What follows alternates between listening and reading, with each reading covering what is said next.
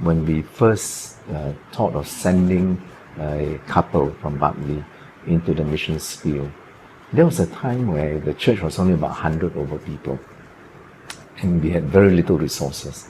In fact, our finances that time, it was not possible to send a missionary couple out into the missions field. And we calculated that if we were to send them, it would practically cost us all the resources that we had. But the leadership then decided that we will send a missionary couple, and that's how missions work started. And strangely, God provided everything. He provided all the funds that are needed, and we never lacked any fund.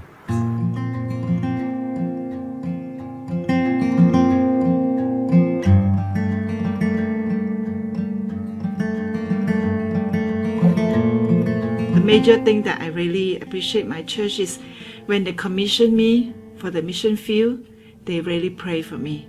And it has been faithful prayers all these 24 years. We pray for them. We take care of the family members back home. For some of our missionaries, they have old parents in Singapore. So we do visits, and then we're able to do practical things like bringing them for medical appointments, visit them on Chinese New Year's. Maybe their time is up for missions work. How do we help them to retire? How do we ensure that they will not be disillusioned and they will not feel that they're being used, and that they serve the Lord and all these years, and now that I'm no longer very productive, as it were, that people forget about me. There was once I had to go through a surgery. My mission pastor went with his wife to visit me in the hospital. So it's like Singapore flying to Chiang Mai, where I had the surgery. That night I had a high fever. And then suddenly my pastor said, they have to postpone their return to Singapore because they want to make sure that everything is okay. We also conduct Kairos about twice a year, and this course is to help the church members to understand that missions run throughout the Bible from the Old Testament to the New Testament, for them to see it in this perspective. Therefore, mission is not something new, but it's been there all this time.